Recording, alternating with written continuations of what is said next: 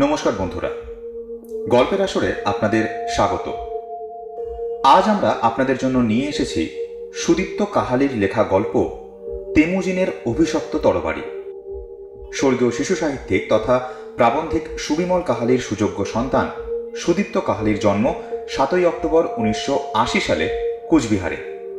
ছাত্রজীবনে বেশিরভাগ সময়টাই তার কেটেছে দক্ষিণ 24 পরগনা জেলায়। কলকাতা বিশ্ববিদ্যালয় থেকে সাহিত্যে স্নাতক, ফকিরমোহন বিশ্ববিদ্যালয় থেকে আইন বিভাগে স্নাতক এবং সমাজবিদ্যায় স্নাতকোত্তর ডিগ্রি লাভ করার পর আইনজীবী রূপে পেশার জগতে পদার্পণ। পিতার প্রেরণায় সাহিত্য চর্চার সূত্রপাত স্কুল জীবন থেকেই। আজকের গল্পটিতে আমরা পাশে পেয়েছি ফেসবুকের সুপরিচিত ভৌতিক গ্রুপ সত্যি ভূতের গল্পকে। ওই একই নামে তাদের একটি ইউটিউব চ্যানেলও আছে, আপনারা একবার দেখে আসতে পারেন। গ্রুপ এবং চ্যানেলের লিংক ডেসক্রিপশন বক্সে দেওয়া হলো। আমাদের এই প্রচেষ্টায় পাশে থাকার জন্য সত্যি ভূতের গল্পকে জানাই অনেক অনেক ধন্যবাদ। আজকের গল্পের নাট্যরূপ দিয়েছে অনিমেষ, সূত্রধার আমি স্নেহাদ্রি, গল্প পাঠে সুবরণ বোস, অন্যান্য চরিত্রে রক্তিম, সৌরভ, রঞ্জিতা, জয়দীপ সেন, জয়দীপ দত্ত, অজিতেশ নাগ এবং আমি স্নেহাদ্রি। পোস্টার পরিকল্পনা ও রূপায়ণে ইন্দ্রিয় অন, ধ্বনি সম্পাদনায় স্নেহাদ্রি ও অনিমেষ, দৃশ্য সম্পাদনায় স্নেহাদ্রি, পর্ব পরিচালনায় অনিমেষ এবং সমগ্র পরিচালনায় বাপি মণ্ডল। আমাদের কাজ যদি আপনাদের ভালো লেগে থাকে তাহলে গল্পের আসর চ্যানেলকে দয়া করে সাবস্ক্রাইব করুন এবং যে কোনো আপডেট সবার আগে পেতে বেল আইকনটি প্রেস করে রাখুন। শুরু হচ্ছে গল্পের আসরের আজকের নিবেদন, সুদীপ্ত কাহালির লেখা গল্প তেমুজিনের অভিশপ্ত তরবারি।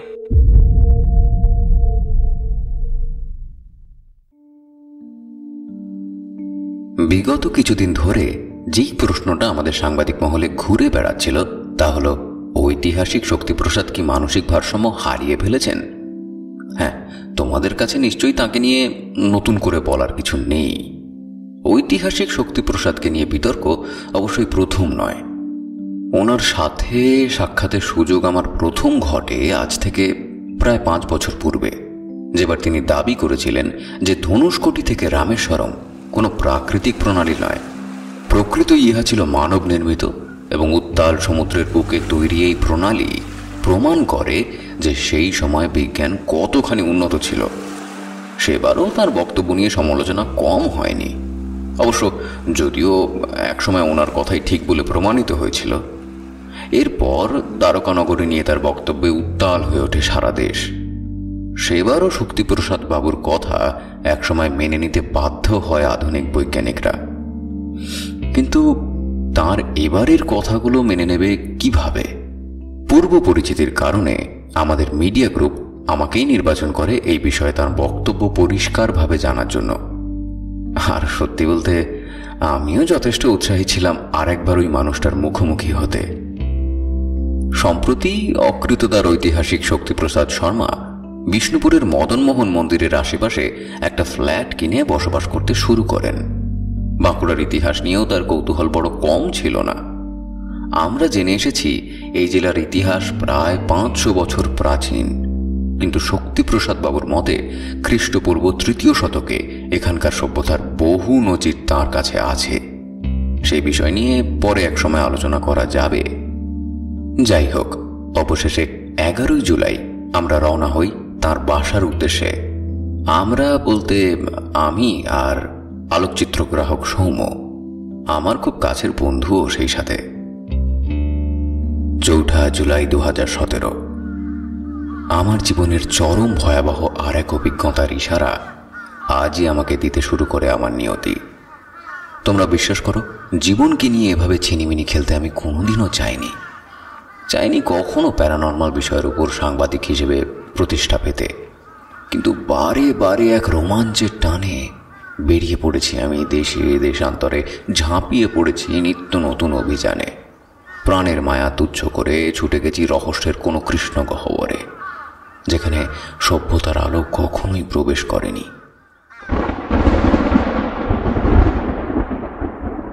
সকালে স্নান করে শ্যামা মায়ের পুজো দিয়ে আমার জন্মদায়িনী মাকে প্রণাম করে আমি যখন বালিগঞ্জ ফার্ন রোডের বাড়ি থেকে বেরিয়ে এসে রাসবিহারী এভিনিউতে পৌঁছাই, তখনও এই শহরের ঘুম সেভাবে ভাঙেনি। ঘড়িতে সময় 7টা পেরিয়ে গেলেও আজ ভোর থেকেই আকাশের মুখ ভার। হিমেল হাওয়া জানান দিচ্ছে দুর্যোগপূর্ণ এক পরিবেশের, কিন্তু কাল রাতে সারা আকাশ ছিল তারায় ভরা। এক রাতের মধ্যে প্রকৃতির এতটা তফাৎ আশ্চর্যই লাগে খানিকটা। তবু বর্ষাকালে তো সবকিছুই সম্ভব। রাস্তার মোড়ে দাঁড়িয়ে একটা ট্যাক্সির জন্য অপেক্ষা করছি। ঠিক সেই মুহূর্তেই বিশ্রী ভাবে একটা কুকুর কেঁদে উঠল আমার সামনে দাঁড়িয়ে।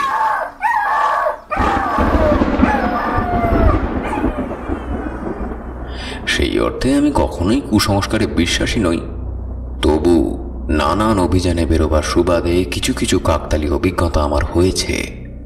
হয়তো এসবের কোনো ব্যাখ্যা আমি দিতে পারবো না, তবু জেনে রেখো, ভোরের বেলা যদি কোনো জনহীন পথে তোমার সামনে কুকুর কেঁদে ওঠে, তাহলে জানবে কোনো এক ভয়ানক বিপদ তোমাকে অনুসরণ করছে। আর যদি সেই সাথে সুতীব্র শব্দে বজ্রবিদ্যুৎ চমকে কোথাও বাজ পড়ে, তাহলে তুমি নিশ্চিত থাকতে পারো সেই বিপদ চায় তোমাকে মৃত্যুর পথে টেনে নিয়ে যেতে। একবার নয়, অন্তত 4 বার ঠিক একই ঘটনা ঘটেছে আমার জীবনে। সেই প্রসঙ্গ না হয় এখন থাক।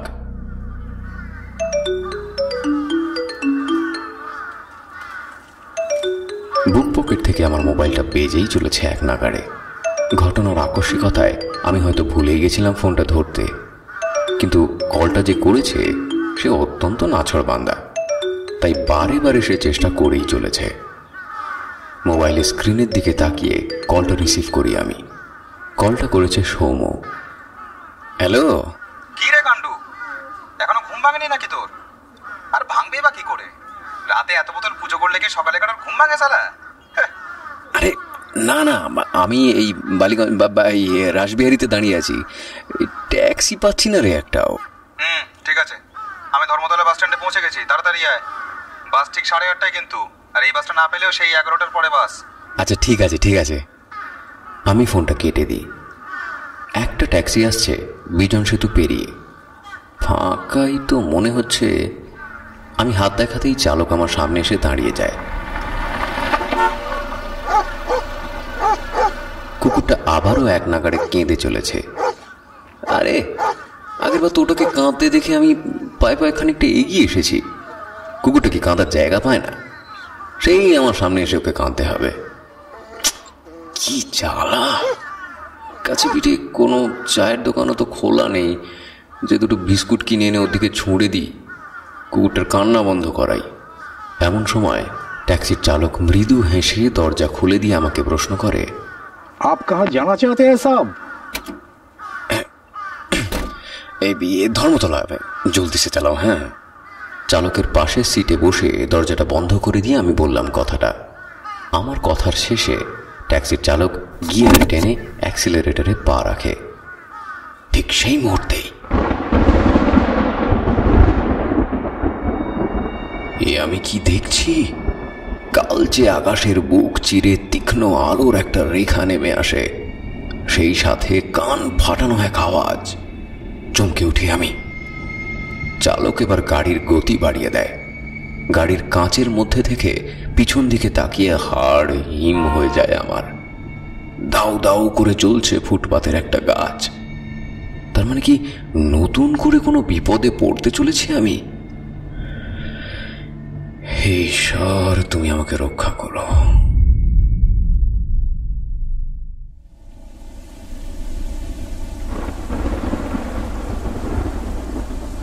দেশপ্রিয় পার্ক আসার আগেই মুষলধারায় বৃষ্টি শুরু হয়। তার মধ্যে চালক নিপুণ হাতে গাড়ি স্টিয়ারিং নিয়ন্ত্রণ করে চলেছেন। এতক্ষণ মানুষটার দিকে সেভাবে নজর পড়েনি আমার। এখন ঘাড় ঘুরিয়ে একদৃষ্টে একবার তাকাই ওনার দিকে। সত্যি বড় আশ্চর্য লাগে মানুষটাকে দেখে। क्या देख रहे हो? কই কিছু না তো। मौत को पहले किसने देखा? গাড়ি চালকের কথায় আমি ঘামতে শুরু করেছি। কি বলতে চাইছেন উনি? হ্যাঁ, কলকাতার বুকে ট্যাক্সি চালকদের পোশাকের ধরনটা প্রায় সবারই জানা। এই মানুষটার পোশাক কিন্তু ঠিক সেরকম নয়। মুখটার মুখমণ্ডল খানিকটা হরিদ্রাভ, গোলাকার মুখমণ্ডল, তুলনায় চোখ দুটো খানিকটা যেন ক্ষুদ্র। উপরের ঠোঁটের দুই পাশ থেকে সামান্য গুম্ফরাজি নেমে এসেছে। থুতনির তলা থেকে ইঞ্চি দুয়েক হালকা দাড়ি ঝুলছে। চোখের উপর ভুরুচোরা এতটাই ক্ষীণ যে ভালো করে পর্যবেক্ষণ না করলে বোঝাই যায় না। তবু মানুষটার ক্ষুদ্র দুই চোখের চাহনিতে এক অসীম নিষ্ঠুরতার ছোঁয়া পরিষ্কার বোঝা যায়। পরনে ঝলমলে পোশাক, তার মাঝে অজানা ভাষায় দুর্বোধ্য কিছু লেখা। কে উনি? সত্যি কি মানুষটা একজন ট্যাক্সি চালক? আপনার কথা আমি ঠিক বুঝতে পারলাম না। চরম এক আতঙ্ক সেই মুহূর্তে আমাকে গ্রাস করতে শুরু করেছে।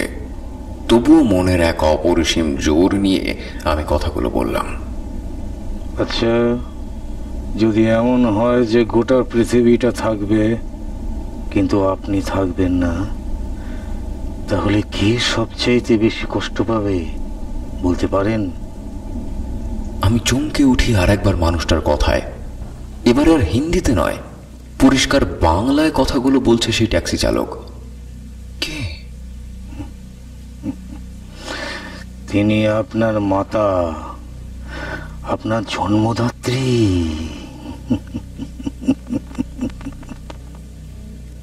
আমার দিকে চেয়ে মৃদু হাসলেন সেই মানুষটা, কিন্তু সেই হাসির মধ্যে কোনো প্রাণের ছোঁয়া নেই। যেন অসীম এক প্রতিশোধ স্পৃহা নিয়ে সেই লোকটা তাকিয়ে আছে আমার দিকে। মুষলধারায় বৃষ্টিতে এখন রাজপথ জলে জলাকার। ট্যাক্সি এই মুহূর্তে কালীঘাট যতীনদাস পার্ক অতিক্রমণ করে এগিয়ে চলেছে, হয়তো অন্তহীন এক যাত্রাপথে। আপনি কেন এইভাবে আমাকে আতঙ্কিত করছেন বারবার? দেখুন, আমি একজন সাংবাদিক। সংবাদ সংগ্রহ করা আমার কাজ। আমি সেই কাজ করতেই যাচ্ছি এই মুহূর্তে। সাংবাদিক?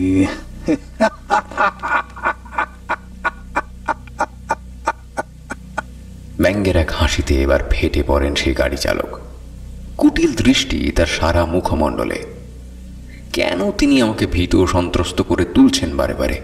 আমার মতো এক সামান্য সাংবাদিকের প্রতি তার কিসের প্রতিহিংসা? অধিক কৌতূহলের কারণে বহু সাংবাদিককেও বিপদে পড়তে হয়, সেটা জানেন তো আপনি?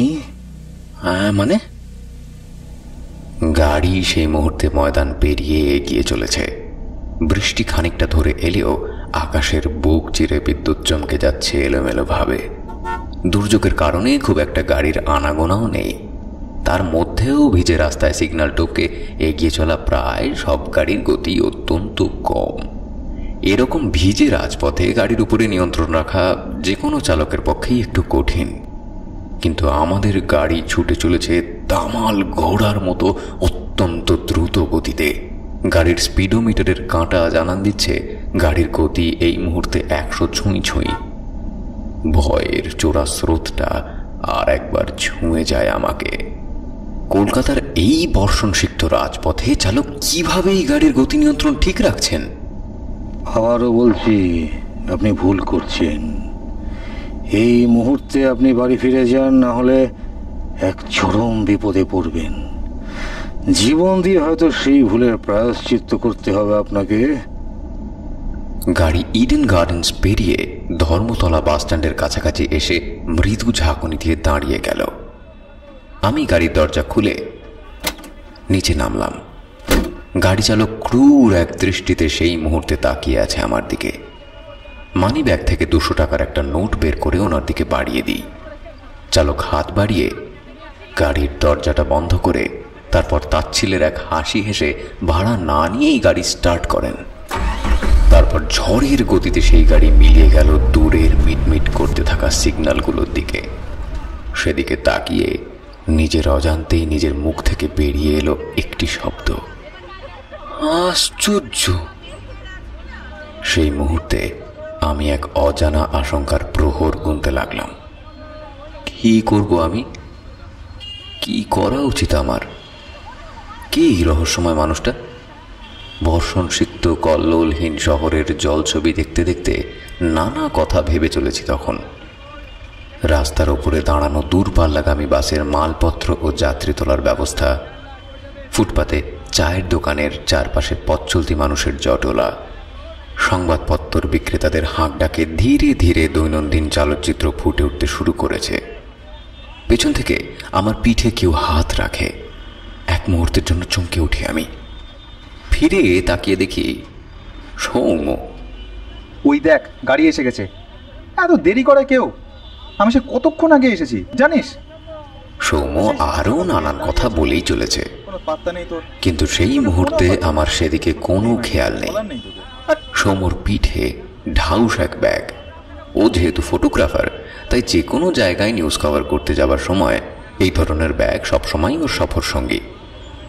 বাসটা দাঁড়িয়ে আছে এখান থেকে প্রায় 200-300 গজ দূরত্বে। সৌম্য আগে ভাগে চলেছে, আমি ধীর পদে ওকে অনুসরণ করছি। বাসে ওঠার আগে ও একটা সিগারেট ধরায়, যেমনটা লম্বা কোনো যাত্রাপথে যাওয়ার আগে ধূমপাইটা করে থাকে। সেই মুহূর্তে আমি সৌম্য ঠিক পেছনে এসে দাঁড়িয়েছি। হঠাৎই চমকে উঠে আমি কি দেখছি?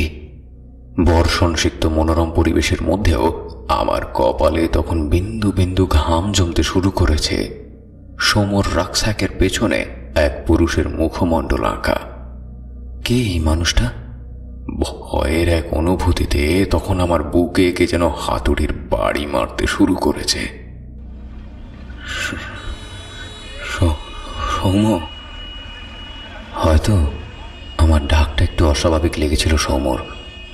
ও পেছন ফিরে আমার দিকে তাকিয়ে বলে, কিরে, তোর শরীর খারাপ লাগছে নাকি? আরে এত ঘামছিস কেন? জল খাবি? না, আমি ঠিকই আছি। আচ্ছা, একটা কথার উত্তর দিতে পারবি? হ্যাঁ বল। তোর ব্যাগের পেছনে ওটা কার ছবি আঁকা? আমার কথায় খানিকটা অবাক হয়ে সৌম্য ব্যাগটা পিঠের থেকে নামিয়ে উল্টে নিয়ে একবার ছবিটাকে ভালো করে পর্যবেক্ষণ করে। ঠিক বলতে পারবো না রে। এই ব্যাগটা মেড ইন চায়না। এই বছরের গোড়ার দিকে কিনেছিলাম। দাম বেশি না, কিন্তু খুব মজবুত হয়েছে এটা। কিন্তু কেন বলতো? না, এমনি। চল বাসে উঠি, মাথাটা না বড্ড ঘুরছে। একদিন জানলার পাশের একটা সিট এনি হাও ম্যানেজ করতেই হবে ভাই। সৌম্য আর কথা বাড়ালো না, তবে ও আজ খানিকটা আশ্চর্যই হয়েছে আমার ব্যবহারে, তা বেশ বুঝতে পারছি। কিন্তু তার জন্য কি করতে পারি আমি? আমি তো আর অভিনেতা নই যে নিজের ভেতরের তোলপাড় করা ঝড়টাকে আড়াল করে নির্ভেজাল হাসি মুখে ওর সাথে কথা বলে যেতে পারবো। রহস্যময় সেই গাড়ির চালকের কথাগুলো উপেক্ষা করে যাওয়াটা কি আমার ঠিক হচ্ছে? এই চিন্তাটা সেই মুহূর্ত থেকে আমাকে কুঁড়ে কুঁড়ে খাচ্ছে। আজকের অদ্ভুত সব ঘটনাগুলো ওকে বলবই বা কি করে? আর বললেও সেটা কি বিশ্বাস করবে সৌম্য? হয়তো হেসেই উড়িয়ে দিয়ে সবটাকেই আমার ফাঁকিবাজির মতলব বলে অভিযোগ করে বসবে। সৌম্যর সাথে আমি ইতিপূর্বে বহু রিপোর্ট কভার করতে গেছি। আমাদের দুজনের বোঝাপড়াটাও চমৎকার। তবু একটা বিষয়, আমরা দুজনে খুবই স্বার্থপর এবং ছেলে মানুষও সেই সাথে। বিষয়টা হলো দূর গন্তব্যে কোথাও গেলে গাড়ির জানলার ধারের সিট। হ্যাঁ, আমি সাধারণত যে ধরনের রিপোর্ট কভার করতে যাই সেই ধরনের নিউজ কখনো লিডিং পয়েন্ট শো করায় না। এরকম তথাকথিত দ্বিতীয় শ্রেণীর সাংবাদিকের জন্য আমাদের মিডিয়া গ্রুপ সর্বদা নিজেদের গাড়ির ব্যবস্থা করে দেবে, এটা নিছক কষ্ট কল্পনা ছাড়া আর কিছু নয়। কাজেই অতি দূরবর্তী স্থানে যেতে হলে ট্রেন বাসই ভরসা আমার। আর সেখানে জানলার ধারের সিটটা পাওয়ার জন্য আমাদের দুজনের কলহ অনেক সময় সহযাত্রীদের কাছেও আকর্ষণীয় হয়ে উঠত। আজ অবশ্য ঠিক তেমনটা হয়নি, কারণ আমার বাসে ওঠার পর দেখতে পাই 2-3 রোয়ের তফাতে জানলার ধারে দুটো সিট তখনও ফাঁকা। কাজেই জানলার ধারে সিটের জন্য যাত্রাপথে আমাদের দুই বন্ধুর সাময়িক বন্ধুত্ব বিচ্ছেদ ছিল শুধুমাত্র সময়ের অপেক্ষা। কাল রাতে বাড়ি ফিরে শুতে শুতে 1টা বেজে গেছে। তারপর ভোর 5টার সময় মোবাইলে অ্যালার্ম শুনে প্রাতঃকৃত্যাদি সম্পন্ন করার জন্য বাথরুমে ছোটা। সত্যি বলতে ঘুম বড় একটা হয়নি। কাজেই আমার এই মুহূর্তে লক্ষ্য ছিল কম বেশি 5 ঘন্টা যাত্রাপথে একটা বড় সময় সেই নিদ্রার ঘাটতিকে পুষিয়ে নেওয়া। কিন্তু কিরে, ঠিক আছিস তো? পেছনের সিট থেকে সৌম্য জানতে চায়। অবশেষে নির্দিষ্ট সময় থেকে প্রায় 45 মিনিট পর বাস রওনা হয় তার গন্তব্যের দিকে। সৌম্যর কথায় মৃদু হেসে জানাই যে এই মুহূর্তে আমি সুস্থ। কিন্তু সত্যি কি তাই? আমাদের বাস তখন তীব্র গতিতে 19 নম্বর জাতীয় সড়ক দিয়ে রাজচন্দ্রপুর ডানকুনি পার হয়ে ছুটে চলেছে সিঙ্গুরের দিকে। ঠিক সেই মুহূর্তেই বিষয়টা আমার নজরে আসে। এই বাসে আমি প্রায় 1.5 ঘন্টা সময় অতিবাহিত করেছি। সত্যি কি বিষয়টা আমার নজরে এড়িয়ে গেছে? এরকম একটা ঘটনা কি একজন অভিজ্ঞ সাংবাদিকের চোখে ফাঁকি দিতে পারে? পুনরায় আবার একটা আতঙ্কের স্রোত বইতে শুরু করেছে আমার শরীরের শিরা উপশিরায়। কিভাবে এমনটা সম্ভব? তবে কি? তন্দ্রাচ্ছন্ন নজরে আমি পরিষ্কার দেখতে পাই আমার সামনের সিটের পেছনের কিছুটা জায়গার ফোম ধারালো কোনো অস্ত্রে কেউ পাশবিক আক্রোশের ছিন্ন ভিন্ন করেছে। কিন্তু কেন? আর কেই বা বাসের চালক কন্ডাক্টরের নজর এড়িয়ে এই কাজ করতে পারে? অবশ্য আমার অবাক হওয়ার আর একটু বাকি ছিল। এবার আমি পরিষ্কার দেখতে পাই আমার সামনের সিটের পেছনের ফোম থেকে ফোঁটা ফোঁটা তাজা রক্ত গড়িয়ে পড়ছে। হ্যাঁ, টাটকা তাজা রক্ত। এই রক্ত আধ ঘন্টা পূর্বের হলে এতক্ষণে নিশ্চয়ই কালচে হয়ে সিটের ফোমের গায়ে জমাট বেঁধে থাকতো। কিন্তু তাহলে কি আশ্চর্য! ঘড়ির বক্তব্য অনুযায়ী এই মুহূর্তে 1 ঘন্টার কিছু বেশি সময় আমি এই আসনে বসে আছি। তাহলে এটা কিভাবে সম্ভব? হয়তো এই মুহূর্তে আরো নানান চিন্তা গ্রাস করতে চাইছে আমাকে, কিন্তু অবশেষে নিদ্রা দেবী আমাকে অব্যাহতি দেয়। ঠিক যেমন ভয়ার্ত সন্তানকে পরম স্নেহে ক্লোড়ে স্থান দেয় তার জননী। লম্বা একটা ঘুমের পর যখন চোখ মেলে তাকাই, আমাদের বাস তখন বর্ধমান বিষ্ণুপুর রোড দিয়ে বিক্ষিপ্ত গাছপালা, জনপদ আর ধু ধু লাল মাটির বুক চিরে ছুটে চলেছে এক নাগাড়ে। পিছনে তাকিয়ে দেখি সৌম্য অঘরে ঘুমাচ্ছে। বৈকুণ্ঠপুর পেরিয়ে নদী আর জঙ্গলকে চলার পথের 2 পাশে রেখে খানিকটা এগোবার পর দ্বারকেশ্বর নদের সেতু অতিক্রম করি। অবশেষে বাসের কন্ডাক্টরের কথা অনুযায়ী আমরা নেমে পড়ি সাক্ষীগোপাল মন্দিরের স্টপেজে।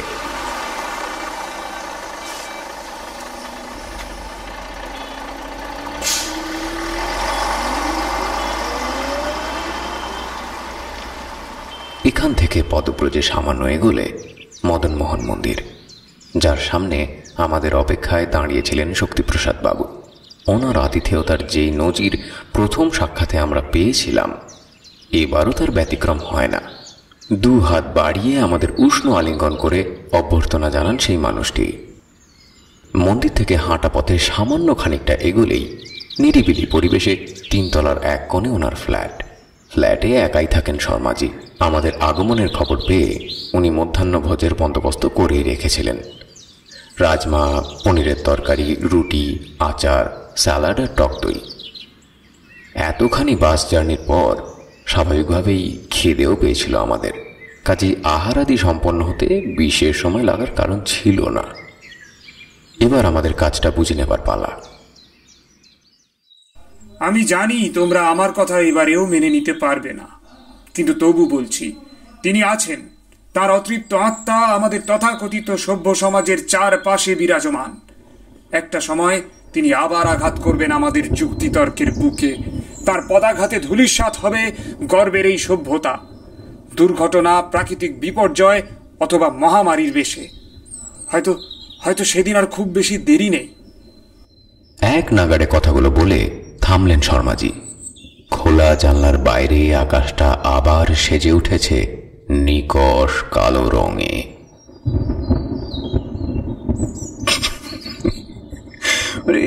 বিজ্ঞানের যুগে সত্যি এরকম একটা মতবাদ আপনি বিশ্বাস করেন? ইতিহাসের পাতায় লেখা আছে তিনি মারা গেছেন ওই 1227 সালের 18ই অগস্ট। তাহলে সেই মানুষটার পক্ষে কি করে ফিরে আসাটা সম্ভব সেটা আমাদের একটু বুঝিয়ে দিন। আমি তীব্র বিদ্রুপের বাক্যবাণে জর্জরিত করি ওনাকে। আমার কথায় মৃদু হাসেন উনি। অবশ্য পরে বুঝেছিলাম সেই হাসির অর্থ উপেক্ষা ছিল না, ছিল সমীক্ষা। আচ্ছা, তার মৃতদেহ বা সমাধি ক্ষেত্র কখনো কেউ দেখেছে? যদি তোমরা নেতাজির মৃত্যুকে অস্বীকার করতে পারো, তাহলে সেই মানুষটার মৃত্যু নিয়ে এতটা নিশ্চিত হচ্ছ কিভাবে? নেতাজি এই মুহূর্তে বেঁচে থাকলে তার বয়স হতো 120 বছরের আশেপাশে, কিন্তু সেই মানুষটা কত শতাব্দী প্রাচীন সেটা একবার ভাবুন। সুদীপ্ত, আমি জানতাম তুমি ঠিক এই কথাগুলোই আমাকে বলবে। আচ্ছা, তুমি কি জানো হিমালয়ের বুকে এমন অনেক সাধক এখনো বেঁচে আছেন যাদের খ্রিস্টের জন্মের থেকেও আগে জন্ম, যারা প্রকৃতির থেকে কোনো আহার্য সামগ্রী বা পানীয় গ্রহণ না করেও শতাব্দীর পর শতাব্দী বেঁচে আছেন শুধুমাত্র যোগ শক্তির বলে বলীয়ান হয়ে। তারা বেঁচে আছেন কেবলমাত্র মর্ত্যবাসীর মঙ্গলের উদ্দেশ্যে। তারা যেদিন দেহত্যাগ করবেন সেদিন মহাপ্রলয় অবশ্যম্ভাবী রূপে আমাদের দুয়ারে কড়া নাড়বে। কিন্তু কিভাবে তা সম্ভব? তোমরা কি জানো যে হনুমান, অশ্বত্থামারাও অমর পৃথিবীতে? তাদের আমরা কেউ দেখতে পাই না, কিন্তু তারা আছেন। তারাও বিরাজ করছেন আমাদের চারপাশে। হয়তো মর্ত্যবাসীর মঙ্গল কামনা তারা যুগ যুগান্তর কাল ধরে করে চলেছেন। মেঘলা দিনে সন্ধে হয়ে আসছে। জানলার বাইরের আকাশটা একটু একটু করে কালচে হতে শুরু করেছে এর মধ্যেই। খানিক দূরে মদনমোহন মন্দিরে সন্ধ্যারতি শুরু হয়ে গেছে। কলকাতাগামী দিনের শেষের বাসগুলো এখান দিয়ে অতিক্রম করবে সন্ধে 6:30টায়। সেই বাসে যাত্রা করতে গেলে আমাদের খুব বেশিক্ষণ এখানে থাকার সুযোগ ছিল না। কাজেই আমি আর সৌম নিজেদের মধ্যে আলোচনা করে আজ রাতটা এখানেই থেকে যাওয়ার সিদ্ধান্ত গ্রহণ করি। আমাদের জানতে হবে বর্তমান বিজ্ঞানের যুগে স্রোতের বিরুদ্ধে চলা এই মানুষটার কথাগুলো কতখানি যুক্তিযুক্ত। আমাদের বুঝতে হবে প্রকৃতি কি মানুষটা উন্মাদ, নাকি তার জ্ঞানে নাগাল পাওয়ার চাবিকাঠি তথাকথিত সভ্য সমাজের হাতে এই মুহূর্তে নেই। এই সকল প্রশ্নের উত্তর পেতে গেলে আজ রাতটা এখানে আমাদের থাকতেই হবে। হনুমান বা অশ্বত্থামা না হয় মানব সমাজের উপকারের কথা ভেবে চলেছেন, সেটা মানা গেল, কিন্তু যাকে নিয়ে আপনি কথাগুলো বলছেন সে তো সভ্যতার ইতিহাসে ধ্বংসের প্রতিভূ। সে কি উন্নতি করতে পারে বর্তমান মানব জাতির? সৌম এতক্ষণে আমাদের দুজনের কথাগুলো মন দিয়ে শোনার পর মন্তব্য করে, না, সেই মানুষটার একটাই উদ্দেশ্য মানব জাতিকে শেষ করা, বর্তমান সভ্যতাকে ধ্বংস করা। হয়তো তিনি সফল হতেন এই কাজে, কিন্তু শুধু একটা কারণেই তিনি আজ অবধি সেই কাজ করতে পারেননি। কি সেই কারণ? আমি জানতে চাই। কৌতূহল যেন সেই মুহূর্তে ফুটন্ত জলের মতো টক বক করে ফুটছে আমাদের ভেতরে। কারণ যেই মানুষটার আতঙ্কে একদিন সারা পৃথিবী কম্পিত হয়েছিল, সে কিন্তু নিজের ক্ষমতায় বিশ্বজয় করেনি। একসময় দুষ্টের দমন আর প্রজা পালনের উদ্দেশ্যে ওই মানুষটার হাতে তরবারি তুলে দিয়েছিলেন তার গুরুদেব, কিন্তু তিনি মিথ্যাচার করেন তার সেই গুরুদেবের সাথেও। কে তার গুরুদেব, যিনি ওই নিষ্ঠুর মানুষটার হাতে তরবারি তুলে দিয়েছিলেন? তিনি এক বৌদ্ধ সন্ন্যাসী। হিমালয়ের বুকে এক গুহায় আজও তিনি ধ্যানমগ্ন। আমরা দুজনেই এবার চমকে উঠি শক্তিপ্রসাদ বাবুর কথায়। কে সেই সন্ন্যাসী যার ক্ষমতায় বলীয়ান হয়ে পৃথিবীর নিষ্ঠুরতার ইতিহাসে জায়গা করে নিয়েছে সেই কুখ্যাত মানুষটা? তার নাম জৈন কাকু। শোনা যায় বিশ্বের তৃতীয় উচ্চতম গিরিশৃঙ্গ কাঞ্চনজঙ্ঘার পাদদেশে এক গুহায় তিনি বাস করেন, যে গুহা বছরের প্রায় সব সময় তুষারে আবৃত থাকে। কিন্তু এই তথ্য আপনি কোথা থেকে জানলেন? আমার কথায় একবার মৃদু হেসে ভেতরের ঘরে যান শর্মাজি। খানিক বাদে বহু প্রাচীন হলদেটে এক পুঁথির আলোকচিত্র নিয়ে তিনি প্রবেশ করেন। অবশেষে আতশ কাঁচের তলায় সেই আলোকচিত্রটি মেলে ধরেন শক্তিপ্রসাদ বাবু। দুর্বোধ্য এক ভাষায় কিছু কথা লেখা রয়েছে সেখানে। সেই লেখা পড়তে না পেরে বিস্ময়ে হতবাক হয়ে জানতে চাই, এখানে কি লেখা আছে? এখানে মঙ্গোলিয়ান ভাষায় লেখা আছে যে এই পৃথিবীতে এমন কিছু মানুষ আছেন যারা জানেন এই তরবারি কে আমাকে উপহার দিয়েছেন। আমি তাদের ধ্বংস করতে চাই, আর এটা কার হস্তাক্ষর সেটা নিশ্চয়ই তোমাদের বলে দিতে হবে না। আমরা বিস্ময়ে হতবাক। এ কি সত্যি? যেই মানুষটির হস্তাক্ষর শর্মাজি আমাদের সামনে মেলে ধরেছেন, ইতিহাসের পাতায় তার নামটা দেখলে হাড় হিম হয়ে যায় বর্তমান প্রজন্মের। এই দুষ্প্রাপ্য নথি কোথা থেকে আবিষ্কার করলেন উনি? এটা আপনি কোথা থেকে উদ্ধার করলেন? আর তাছাড়া কি প্রমাণ আছে যে এই হস্তাক্ষর সেই মানুষটারই? অবশেষে প্রশ্নটা আমি করেই ফেলি, যদিও আমার এই কথার কোনো উত্তর দিলেন না শর্মাজি। তিনি এবার অন্য প্রসঙ্গ উত্থাপন করেন। তোমরা হয়তো শুনলে আশ্চর্য হবে, আজ পূর্ব সিকিমের অর্ধ পরিত্যক্ত নিমচিন মনাস্ট্রি সংলগ্ন অরণ্যের কোথাও সেই তরবারিটি রাখা আছে। আজও বছরের নির্দিষ্ট কয়েকদিন সেই মানুষটা একদল অশ্বারোহী সাথে নিয়ে সিল্ক রুটের বুকে ঘোড়া ছুটিয়ে মিলিয়ে যায়। তার ঘোড়ার খুরের আওয়াজ ধ্বনিত হয় হিমালয়ের গিরিশৃঙ্গের বুকে। কেউ কি তাকে সচক্ষে দেখেছে? সৌম্য প্রশ্ন করে। দেখেছে তো অনেকেই, কিন্তু কিন্তু অদম্য এক কৌতূহল নিয়ে আমি জানতে চাই। তাদের মধ্যে বেশিরভাগ মানুষই প্রাণ হারিয়েছে 2-1 দিনের মধ্যে, না হলে দৃষ্টিশক্তি নষ্ট হয়ে গেছে তাদের, অথবা উন্মাদ হয়ে গেছে সম্পূর্ণরূপে। তার মানে এই মুহূর্তে এই ঘটনার কোনো প্রত্যক্ষদর্শী নেই? হ্যাঁ আছে, শুধু একজন প্রত্যক্ষদর্শী আছে এই ঘটনার, তবে সে এখন বদ্ধ উন্মাদ। কি নাম তার? আর ঠিকানাটা একটু দয়া করে বলবেন?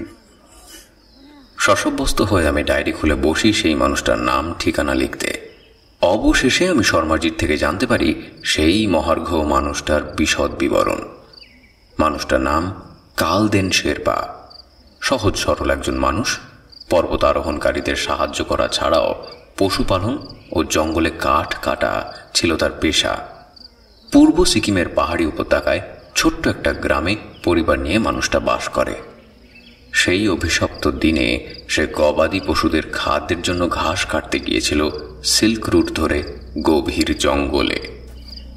যদিও সন্ধেবেলায় খালি হাতেই ঘরে ফিরে আসে, কিন্তু তারপর ক্রমশ একটা সাংঘাতিক মৃত্যু ভয় তাকে গ্রাস করতে থাকে। রাতে চোখ বুঝলেই সে নাকি দেখতে পায় যে ঘোড়ায় চড়ে একদল অশ্বারোহী তার পেছনে ছুটে আসছে। আচ্ছা, আপনি কি কখনো দেখেছেন তাকে? একবার না, 3-3বার আমি গিয়েছিলাম তার কাছে, এবং সাথে ছিল আমার এক মনস্তত্ত্ববিদ বন্ধু। প্রথমবার সে খুব রূঢ় আচরণ করে আমাদের সাথে, যেমনটা উন্মাদ মানুষজন করেই থাকে। কিন্তু দ্বিতীয়বার আমার বন্ধু ওর কাউন্সেলিং করার পর ধীরে ধীরে সে আমাদের অনেক কথা বলে। কথাগুলো বলে খানিকক্ষণের জন্য থামেন ঐতিহাসিক শক্তিপ্রসাদ শর্মা।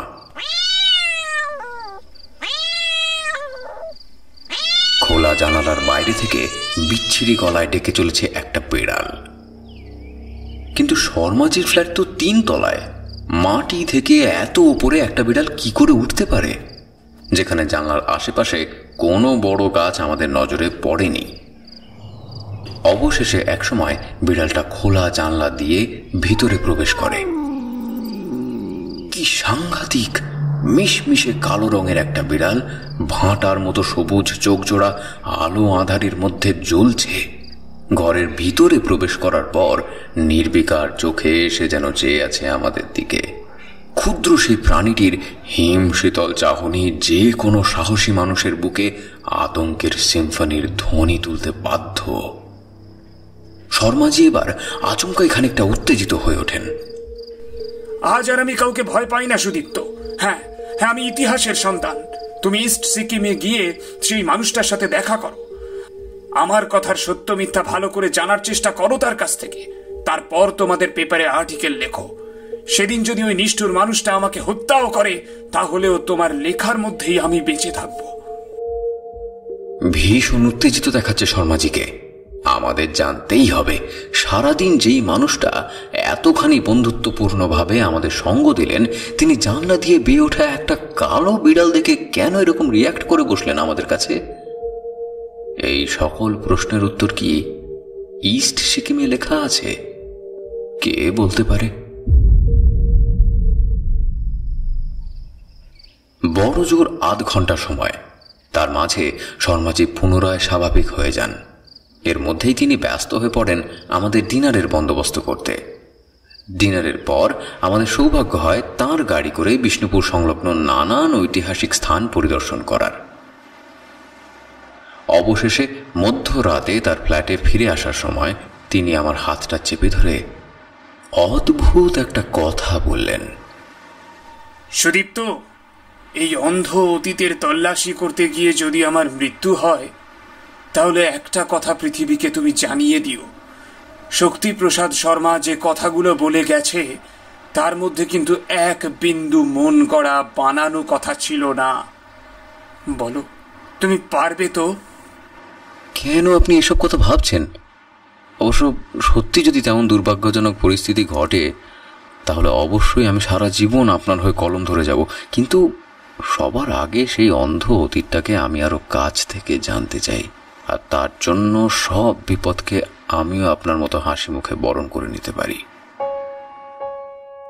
আমার কথায় ঝলমল করে ওঠে মানুষটার মুখমণ্ডল। আমার মাথায় হাত রেখে তিনি আশীর্বাদ করেন। নিতান্ত তাচ্ছিল্য করে যেই মানুষটার সাক্ষাৎকার নিতে এসেছিলাম, এখন সেই মানুষটাকে রত্নখনি বলে মনে হয় আমার। আমাকে জানতেই হবে সুগভীর সেই রহস্যের উত্তর। এখানে আসার পথের সেই রহস্যময় ট্যাক্সি চালক, বাসের সিটের পেছনে সেই রক্তের দাগ, শর্মাজির কথাগুলো, কালো বেড়ালটার অদ্ভুত চাহনি, এগুলো কি নিছকই কাকতালীয়, নাকি পরস্পরের সাথে সম্পর্কযুক্ত? এই প্রশ্নের উত্তর কে দিতে পারে? 20শে জুলাই শক্তিপ্রসাদ শর্মার কাছ থেকে বিদায় নিয়ে বাড়ি ফেরার পর দুর্নিবার এক কৌতূহল আমাকে ধীরে ধীরে গ্রাস করতে শুরু করে। শর্মাজির কাছে কি এমন প্রমাণ আছে যার ভিত্তিতে তিনি বলতে পারেন দুনিয়া কাঁপানো সেই নিষ্ঠুর বিশ্বত্রাস আজও দেখা দিয়ে ফেরে এই পৃথিবীর বুকে? তার চলার পথের সাক্ষী যদি কোনো মানুষ হয়, তার পরিণতি মৃত্যু, না হলে তাকে চিরতরে হারিয়ে ফেলতে হবে দৃষ্টিশক্তি, অথবা উন্মাদ হয়ে যেতে হবে তাকে হতভাগ্য কালদেন শেরপার মতো। ঐতিহাসিক শর্মাজির কাছ থেকে ফিরে এসে আমি পুঙ্খানুপুঙ্খভাবে সব তথ্য জানিয়েছিলাম আমাদের সম্পাদক মহাশয়কে। সেই সাথে তাকে বলেছিলাম আমি পূর্ব সিকিমে গিয়ে সেই মানুষটার সাথে কথা বলতে চাই, আমাকে জানতেই হবে সবকিছু।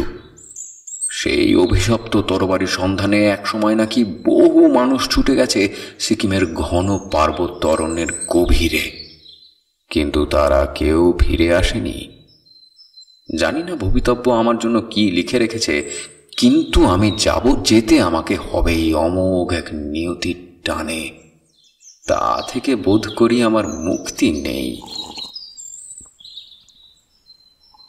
আলসে মেঘলা সকালে বাড়ির ছাদে বসে চা পান করতে করতে বোধহয় এই কথাগুলো ভাবছিলাম। আচমকাই বেজে ওঠে আমার মোবাইলটা। এত সকালে চিফ এডিটর সত্যেন বাগচির ফোন। হ্যাঁ সুদীপ্ত, তুমি কি সত্যি ইস্ট সিকিমে যেতে চাও সেই মিস্টার কালদেন শেরপার সাথে কথা বলতে? হ্যাঁ শিওরলি স্যার, এই কাজে যেতে আমি ভীষণভাবে আগ্রহী। ভালো করে ভেবে দেখো।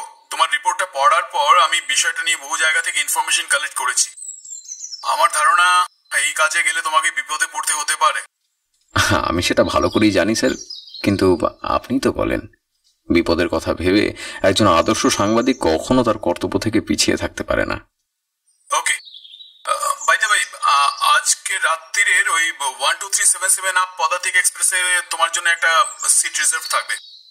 তুমি অফিসে এসে তোমার টিকিটটা নিয়ে যাও। Thank you sir. আর আমি আপনাদের আস্থার দাম অবশ্যই দেওয়ার চেষ্টা করব। Wish you a safe journey, সাবধানে যেও। ও হ্যাঁ সুদীপ্ত, আরেকটা কথা, পূর্ব সিকিমের পাহাড়ি পথে তুমি ভুলেও কোনো সাদা চমড়ি গায়ের পিঠে উঠবে না, এই বিষয়টা অবশ্যই মাথায় রেখো। স্যারের শেষ কথাগুলো নতুন এক অ্যাডভেঞ্চারে যাবার আগে অপরিসীম এক তৃপ্তির সাথে কৌতূহলের গনগনে আগুনটা আমার মনের ভেতর উস্কে দেয়। কেন এই কথাগুলো বললেন উনি? পরদিন সকালে নির্ধারিত সময় থেকে প্রায় আধ ঘন্টা পরে যখন নিউ জলপাইগুড়ি স্টেশনে নামি, তখন ঘড়িতে সকাল 10টা ছুঁই ছুঁই। সাথে থাকা লাগেজগুলো নিয়ে আমি প্ল্যাটফর্মে নেমে তখন হেঁটে চলেছি গ্যাংটকগামী গাড়ির উদ্দেশ্যে। অযাচিতভাবেই হঠাৎ মানুষটা আমার সামনে এসে দাঁড়ায়। বাবুজি, আপনার কুলি চাইয়ে? হ্যাঁ, কোই জরুরত নেই। আপন মনে হাঁটতে হাঁটতেই আমি উত্তর দিই। মানুষটাকে টপকে এগিয়ে গিয়েছিলাম বেশ খানিকটা, তার মধ্যেই পেছন থেকে রহস্যময় গম্ভীর কণ্ঠে কে যেন বলে উঠল, শেষবারের মতো বলছি আপনি ফিরে যান, না হলে পৃথিবীর কোনো শক্তি আপনাকে মৃত্যুর হাত থেকে রক্ষা করতে পারবে না। ঈষৎ চমকে গিয়ে পেছনে ফিরে তাকাই। তীক্ষ্ণ ছোট ছোট দুটো চোখে সে চেয়ে আছে আমার দিকে। নেপালি বা চীনাদের মতো চেহারার গড়ন মানুষটার, পরনে আলখাল্লা ধাঁচের এক অদ্ভুত পোশাক। বড় জোর মিনিট খানিক, তার মধ্যেই যাত্রীদের ভিড়ে সে কোথায় যেন হারিয়ে গেল। তবু বড় চেনা চেনা লাগে আমার লোকটাকে। মনে হয় কোথায় যেন দেখেছি, কিন্তু ঠিক মনে করতে পারছি না কিছুতেই।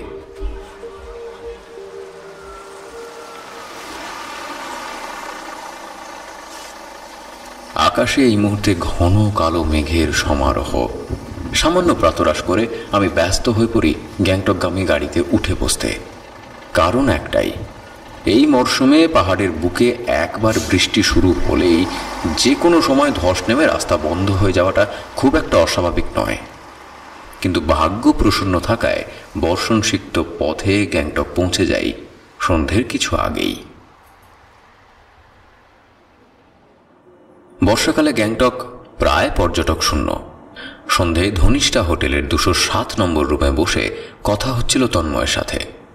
তন্ময় আমার বাল্যবন্ধু।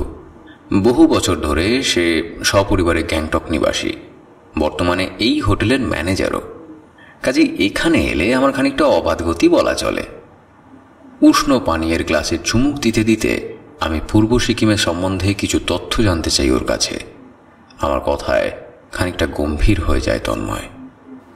দেখ সুদীপ্ত, আমার কথা যদি তুই শুনিস তাহলে বলবো ওখানে তোর না যাওয়াটাই ভালো। কেন এ কথা বলছিস?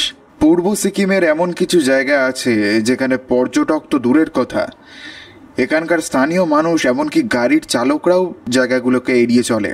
কিন্তু কেন? দেখ, এখানে এমন অনেক জনশ্রুতি আছে যা এখানকার মানুষেরা কখনো বহিরাগত কাউকে বলে না। তাদের বিশ্বাস তাহলে তাদের বিপদ হতে পারে। আরে তুই তো এখানকার স্থানীয় মানুষ না, তাহলে তোর বলতে ভয় কিসের? তুই ইচ্ছে হলে কালদেন শেরপার গ্রামে যেতেই পারিস, সেই ব্যবস্থা তোকে আমি করিয়ে দেব। কিন্তু ভুলেও পরিত্যক্ত নিমাচিন মনাস্ট্রির আশেপাশেও যাবি না, তাহলে কিন্তু তোর বিপদ হতে পারে। কিসের বিপদ? আমি প্রশ্ন করি। তন্ময়ের সাথে কথার মাঝেই মুষলধারায় বৃষ্টি নামে।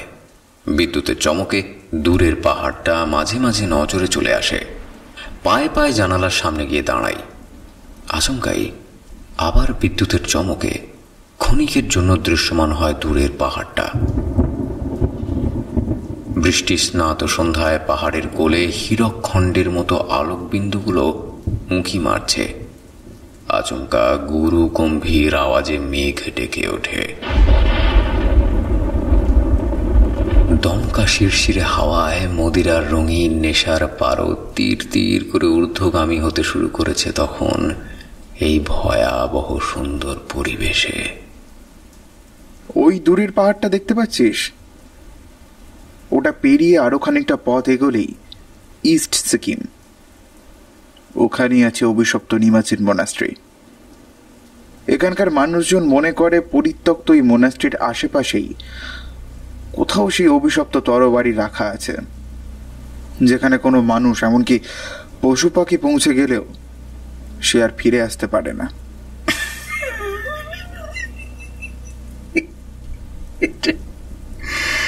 এটা কি তোর বিশ্বাসযোগ্য বলে মনে হয়? তুই ভালো করে জানিস ইস্ট সিকিমের মানুষজনের মধ্যে শিক্ষার হার খুব কম। আচ্ছা, এমনও তো হতে পারে, শোন না, এমনও তো হতে পারে যে একটা কুসংস্কার বংশানুক্রমিক ভাবে চলে আসছে ওই মনেস্ট্রিটাকে কেন্দ্র করে। হ্যাঁ, হতে পারে। আর ওই মনেস্ট্রির পাশ দিয়ে সংকীর্ণ একটা রাস্তা চলে গেছে সোজা কাঞ্চনজঙ্ঘা শৃঙ্গের পাদদেশ বরাবর। কিন্তু সিল্ক রুটের এই দুর্গম রাস্তায় আজ পর্যন্ত সামান্য কিছু পর্যটক বা পর্বত আরোহণকারী যাওয়ার দুঃসাহস দেখিয়েছে। তবে আমি যতটা জানি তারা কেউই আর ফিরে আসতে পারেনি। এই পথ ধরেই নাকি চেঙ্গিস খান আজও যান তার গুরুর আশীর্বাদ নিতে কাঞ্চনজঙ্ঘার নিচে কোনো এক গুহায়। উত্তেজনায় তখন আমি ঠক ঠক করে কাঁপছি। আজ ওদের হোটেলে বোর্ডার সেভাবে নেই বলে আমরা দুই বন্ধু মিলে বসে গেছিলাম দাবার বোর্ড সাজিয়ে, ঠিক ছোটবেলার মতোই। আচমকা এলোমেলো বাতাসে দাবার 64 ঘরের মধ্যে শুধুমাত্র একটা ঘুঁটি উল্টে যায়, আর সেটা কালো কিং। কি আশ্চর্য, আমি যে কালো ঘুঁটি নিয়ে খেলছিলাম আমার বন্ধুর সাথে। তবে এটাও কোনো অশনি সংকেত নয় তো? আমাদের কথার মধ্যেই ছাতা হাতে দুবার আমাদের ডেকে গেছে তীর্থা সরকার, তন্ময় স্ত্রী, সেই সাথে ভৌতিক সাহিত্যের একজন সফল ও কৃতি সাহিত্যিক হিসেবে ওর লেখার আমি গুণগ্রাহীও বটে। সে কারণে ওর সাথে আমার সম্পর্কটা খানিকটা বেশি আন্তরিক। তন্ময়ের মুখে আমার ইস্ট সিকিম যাবার কৌতূহলের কথা শুনে দাঁড়িয়ে যায় তীর্থা। সুদীপ্ত দা, আমি তোমাকে অনুরোধ করছি ওই রকম একটা ভয়ানক জায়গায় না যেতে। দেখো, সাংবাদিকতা বা সাহিত্য রচনার রসদ হয়তো তুমি অনেক পাবে, কিন্তু জীবনের বাজি রেখে এইরকম একটা জায়গায় না যাওয়াটাই বোধহয় ভালো। জবাব কিছু না দিলেও আমি মৃদু হাসি ওর কথায়। হোটেলের নিচে এক 2 কামরার ঘরে সপরিবারে থাকে আমার বন্ধুরত্ন। সেখানে পরম তৃপ্তিতে ডিনার সেরে আমি পুনরায় হোটেলে আমার নির্দিষ্ট কক্ষে এসে উঠি। তখন বৃষ্টি থেমে গেলেও পরিবেশটা থমথমে। আমি রুমে পৌঁছাবার খানিক আগেই লোডশেডিং হয়ে গেছে। কাজেই নিকষ অন্ধকারের মধ্যে মোবাইলের টর্চ জেলে আমি চাবি বের করে রুমের দরজা খুলি। টেবিলে রাখা জলের বোতল থেকে খানিকটা জল পান করে মোবাইলের টর্চটা বন্ধ করার পূর্বেই হঠাৎ কাগজটা আমার নজরে আসে। হলদেটে হয়ে যাওয়া একটা কাগজ। কাগজে দোয়াত কলমের কালিতে বাংলায় লেখা কয়েকটা কথা। সুদীপ্ত, শেষবারের মতো বলছি, কাল সকালেই তুমি এখান থেকে চলে যাও, না হলে তোমার প্রাণ সংশয়ের জন্য কেউ তাই হবে না। আমি এবার চেঁচিয়ে ডাকতে চাই তন্ময়, তন্তু। এই লেখাগুলো পড়ার পর কেউ আমাকে কালদেন শেরপার সাথে দেখা করার সুযোগ করে দেবে। কাজে সাংঘাতিক এক ভীতির বাতাবরণের মধ্যেই বাধ্য হয়ে সামলে নিই নিজেকে।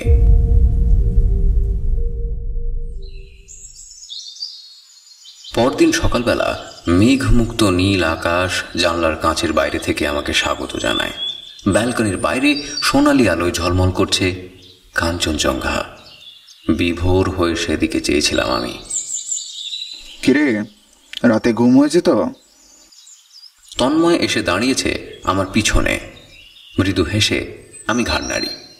তাড়াতাড়ি করে ফ্রেশ হয়ে নে, 0.5 ঘন্টার মধ্যেই গাড়ি চলে আসবে। বাহাদুরকে বলে দিচ্ছি চট করে ব্রেকফাস্ট বানিয়ে ফেলতে। অবশেষে মিনিট 15 মধ্যে প্রাতঃকৃত্যাদি সেরে নিয়ে ধুমায়িত কফি ও স্যান্ডউইচের সহযোগে প্রাতরাশ সেরে ফেলি আমি। অব্যক্ত এক কৌতূহল আর শিরশিরে আশঙ্কা তখন আমার বুকের ভিতরে দামামা বাজিয়ে চলেছে। খানিক বাদেই সাদা রঙের একটা টাটা সুমো লজের সামনে এসে দাঁড়ায়। গাড়ির যাত্রী আমি একাই। এখন বর্ষাকাল, তারপর ওই দুর্গম পাহাড়ি পথে যাওয়ার জন্য পর্যটক বড় একটা মেলে না। তার কারণটা ইতিপূর্বেই বলেছি। তন্ময় গাড়ির চালককে আমার গন্তব্য বুঝিয়ে দেয়। এখান থেকে 3 ঘন্টার কিছু বেশি যাত্রাপথ। রানীপুলের পর থেকে অপার্থিব এক মোহময় প্রাকৃতিক সৌন্দর্যের মধ্যে যেন হারিয়ে ফেলি নিজেকে। গাড়ি তখন আঁকা বাঁকা পাহাড়ি রাস্তার ঢাল বেয়ে রাংপুর পথে এগিয়ে চলেছে। জঙ্গলে ঘেরা পাহাড়ের পাদদেশ দিয়ে আমাদের সমান্তরালে বয়ে চলেছে বর্ষার উন্মাদিনী তিস্তা। খানিক বাদে রাংপুর ওরাথাং রোডের সর্পিল ও বিপজ্জনক আঁকা বাঁকা রাস্তা ধরে গাড়ি চড়াই উতরাই ভেঙে উপরে উঠতে থাকে।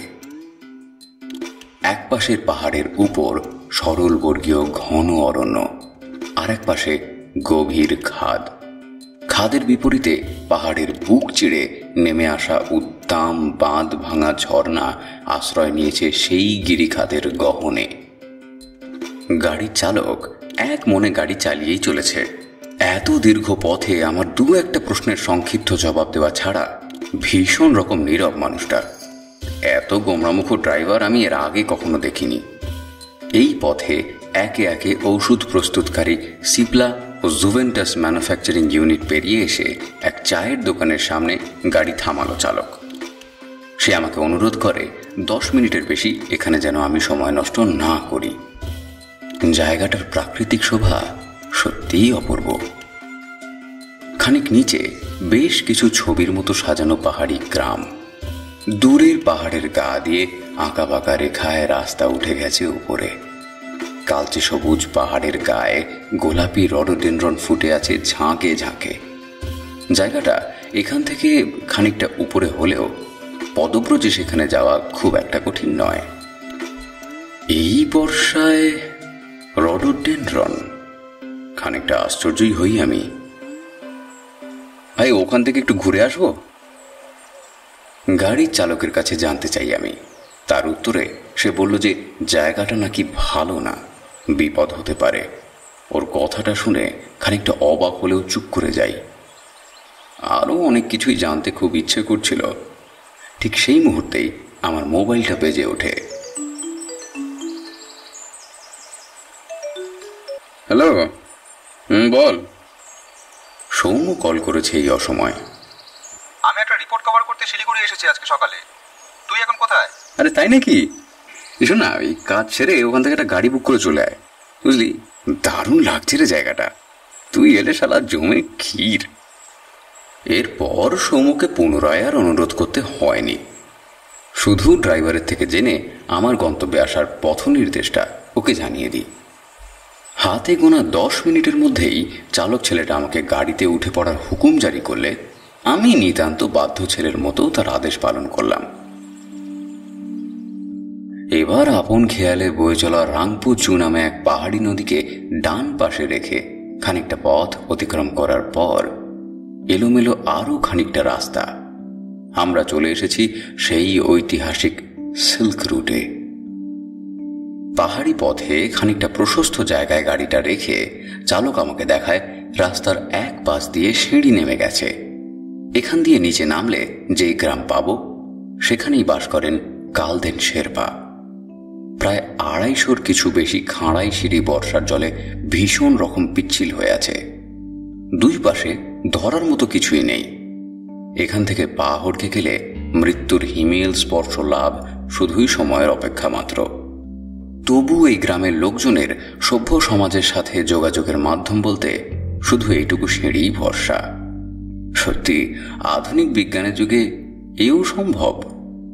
এসব ভাবতে ভাবতে খানিকটা নিচু হয়ে সতর্কতার সাথে আমি এক পা করে নিচে নামতে থাকি। সিঁড়ির এক পাশের গাছের দিকে আমার নজর পড়ে যায়। তীব্র ভয়ে হাড় হিম করা একটা অস্ফুট শব্দ আমার বুক চিরে বেরিয়ে আসে। সাপ! মিশমিশে কালো রঙের সাপটা জড়িয়ে আছে গাছের এক ডালে, আমার ঠিক মাথার কাছেই। এখানে আসার আগেই তন্ময় আমাকে বারবার সতর্ক করে দিয়েছিল এই সময় পূর্ব সিকিমে ভয়ানক বিষাক্ত সাপেদের আনাগোনা। তার মধ্যে সবচাইতে বেশি দেখা যায় শঙ্খচূড়, যার একটা স্পর্শ যে কোনো মানুষকে শেষ করে দেওয়ার পক্ষে যথেষ্ট। অথচ এখনো প্রায় 100টার মতো সিঁড়ি বাকি নিচে নামতে। কাজে এখান থেকে লাফ দেওয়ার কোনো রাস্তাও নেই আমার কাছে। পা দুটো ভীষণ রকম কাঁপছে সেই মুহূর্তে। একটু বেসামাল হয়ে গেছিলাম খানিকক্ষণের জন্য। কোনো ক্রমে সিঁড়ির মধ্যে বসে পড়ে নিজেকে সামলে নি। সেই অবস্থায় ঘষে ঘষে আরো খানিকটা নেমে আসি। এবার বুঝতে পারি সর্পদেবের আমার দিকে তেমন নজর নেই। ঈশ্বরকে ধন্যবাদ জানাই। অবশেষে এক সময় চরম দুঃস্বপ্নের যাত্রাপথ পার হয়ে নিচে নেমে আসি।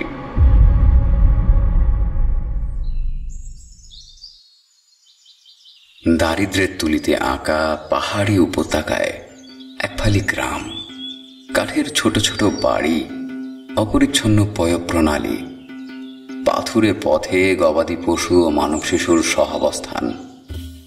রাস্তার একপাশে পাহাড়ি ডুমুর গাছের তলায় বসে নেশা করছে স্থানীয় কিছু যুবক।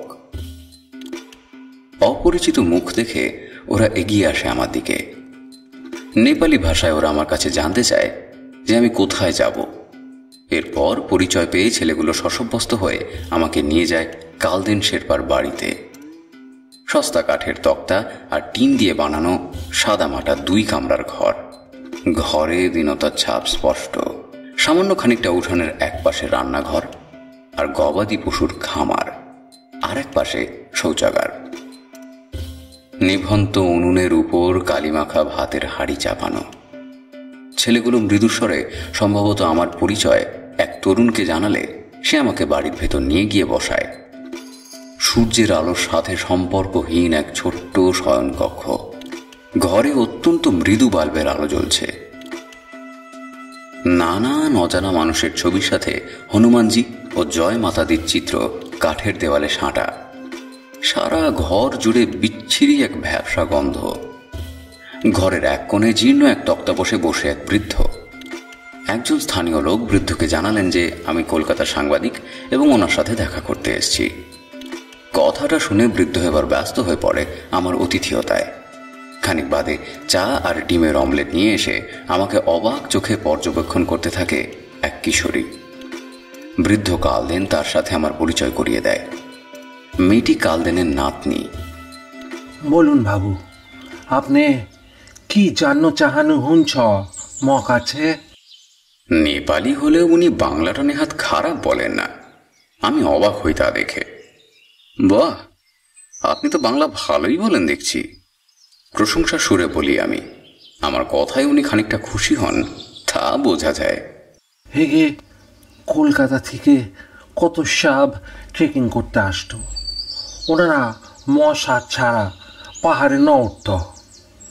1984 সনে যেবার বসেন্দ্রী মেম সাহেব সাগরমঠ ট্রেকিংয়ে এলেন, আমি আর গণেশ শেরপাহি তো গয়া ওনাদের দলের সাথে। সেবার কালা পাথর পৌঁছবার পর বরফ ঝড় উঠল। উহাদের 3 জনকে বসাত গারমুহজ তাঁবুতে ফিরিয়ে আনলাম হনুমানজির কৃপায়। বৃদ্ধ এবার চৌকির পাশের একটা জরাজীর্ণ আলমারির ভিতর থেকে মলিন সাদা কালো কয়েকটা আলোকচিত্র বের করে আমার হাতে দেন।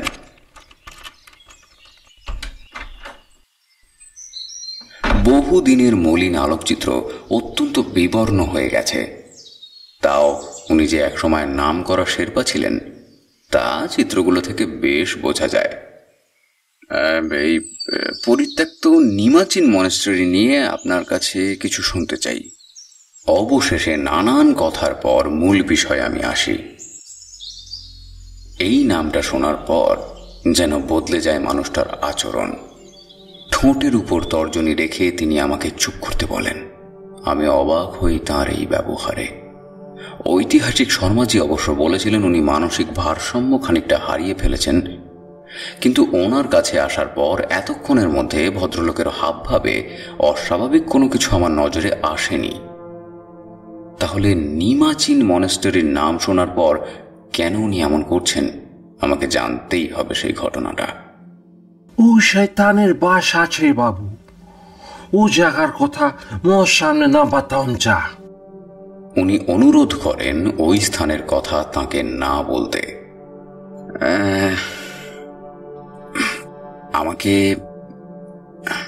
আমাকে এখানে পাঠিয়েছিলেন শক্তিপ্রসাদ শর্মা। আমি কিন্তু খুব আশা নিয়ে আপনার কাছে এসেছিলাম। এই বিষয় নিয়ে আমি খানিকটা জানতে চাই। আমাকে আপনি ফিরিয়ে দেবেন শেরপাজি? উনি তো পাগল আদমি আসেন। উনারে কত করে বললাম ওই ইতিহাস ন ঘটতে, উনি কোনো কথা বলতে চাইলেন না। এক সপ্তাহ আগেই উনি আমার এখানে আলেন, বলে গেলেন ফের কানুষ্যা পাইলে বেতাও নিয়া। লেকিন সেই যে গেলেন, ওর কোনো খবর নাই। হনুমান সে ওনার রক্ষা করেন। শর্মাজির নাম করা এবার বরফ খানিকটা গলতে শুরু করে। কিন্তু আর একটা প্রশ্ন আমার মনে তখন উঁকি মারতে শুরু করেছে। শর্মাজি কেন এর মধ্যে এসেছিলেন এখানে?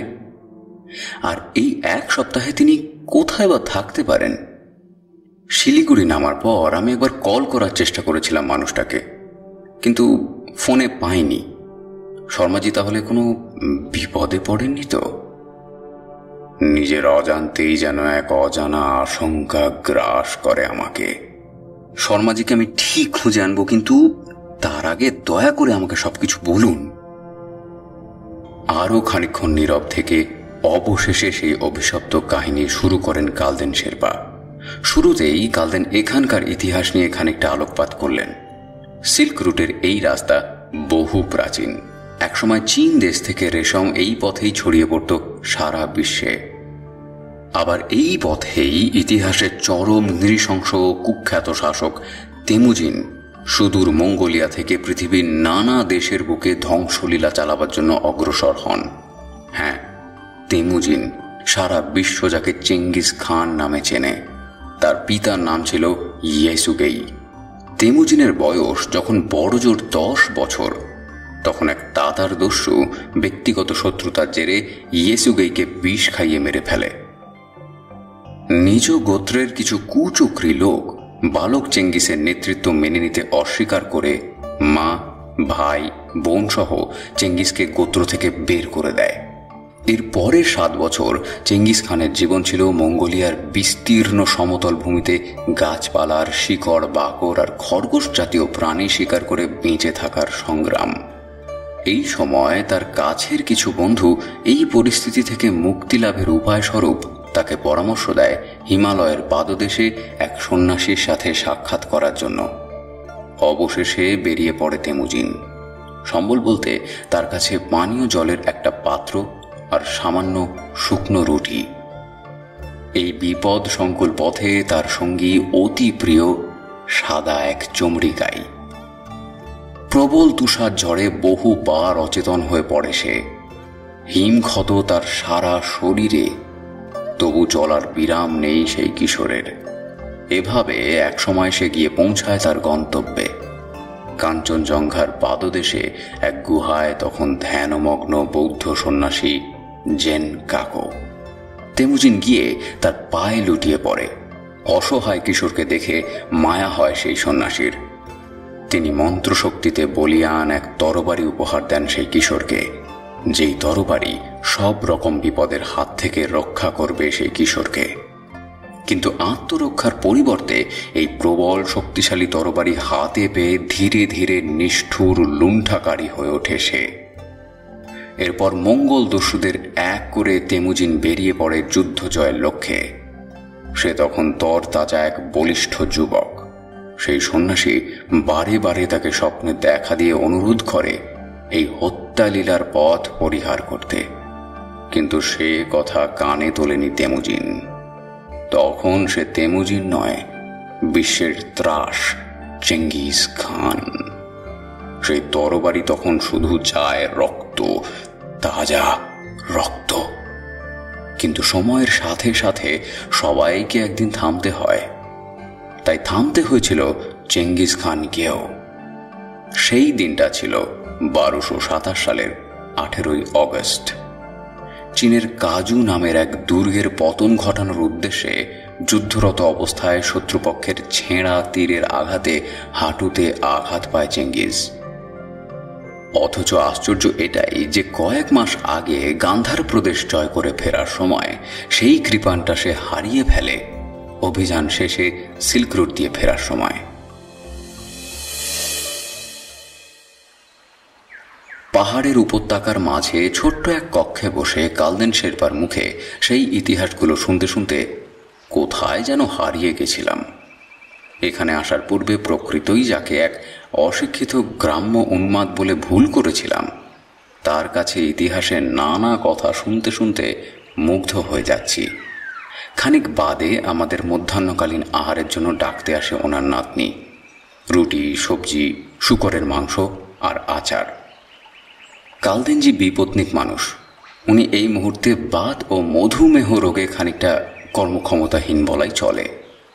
তার বৌমা স্থানীয় এক প্যাকিং বক্সের কারখানায় কাজ করেন, আর ছেলে পাহাড়ি উপত্যকায় সামান্য কিছু জমিতে চাষাবাদ আর গবাদি পশুপালন নিয়েই থাকে।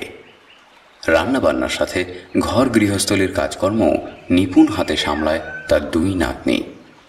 খিদের মুখে কালদেনজির সাথে পরম তৃপ্তি সহযোগে খাওয়া দাওয়া শেষ করি আমি।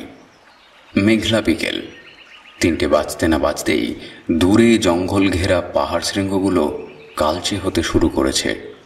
খাওয়া দাওয়ার পর অবশেষে নিমাচিন মনেস্টেরি নিয়ে সেই অজানা কথাগুলো জানতে পারি ওনার মুখ থেকে। উনি জানান অসুস্থ শরীরে কেবলমাত্র ঘনিষ্ঠ কিছু অশ্বারোহীকে সাথে নিয়ে ছদ্মবেশে চেঙ্গিস তখন চলল সেই তরবারির খোঁজে। তার বিশাল সাম্রাজ্যের বাকি মানুষজন সবাই জানল যে মারা গেছেন চেঙ্গিস খান। প্রথম এসে যায় সেই বৌদ্ধ সন্ন্যাসীর কাছে। সেই মুহূর্তে হাঁটুর সংক্রমণে কাতর প্রবল পরাক্রমশালী চেঙ্গিস তার অসহায় শিষ্যকে ক্ষমা করে দেন জেন কাকো। তিনি চেঙ্গিস ও তাঁর অশ্বারোহীদের পান করতে দেন হিমালয়ের নানান জড়িবুটি দিয়ে তৈরি মৃত সঞ্জীবনী সুধা। তাদের জানায় নিদ্রার সময় অসাবধানবশত চেঙ্গিস খান তার তরবারি ফেলে এসেছে নিমাচিন গুফার অনতি দূরে এক জঙ্গলের ভিতরে। তবে যাতে সে পুনরায় আবার নিষ্ঠুর যুদ্ধযাত্রায় না যেতে পারে সেই কারণে সেই বৌদ্ধ সন্ন্যাসী তাকে অভিশাপ দেয় সে আর কোনোদিনও এই তরবারি হাতে নিয়ে সেখান থেকে 50 ক্রোশের অধিক পথ অতিক্রম করতে পারবে না। আর কৃষ্ণপক্ষের কয়েকটা দিন ছাড়া বাকি সময় এই তরবারি তাকে রেখে দিতে হবে নিমাচিন মনেস্টেরির ভিতরেই। এরপর আর মঙ্গোলিয়ায় ফিরে যাননি চেঙ্গিস খান, কারণ সাম্রাজ্য থেকেও তার কাছে প্রিয় ছিল ওই তরবারি। এখনো তাই সিল্ক রুটের বুকে মাঝে মাঝেই অশ্বারোহী বাহিনী নিয়ে ঘুরে বেড়ায় সেই নরঘাতক। তার সামনে কেউ পড়ে গেলে তার মৃত্যু শুধুমাত্র সময়ের অপেক্ষা। সেই অভিশপ্ত তরবারির রক্ত নাকি কখনো শুকায় না।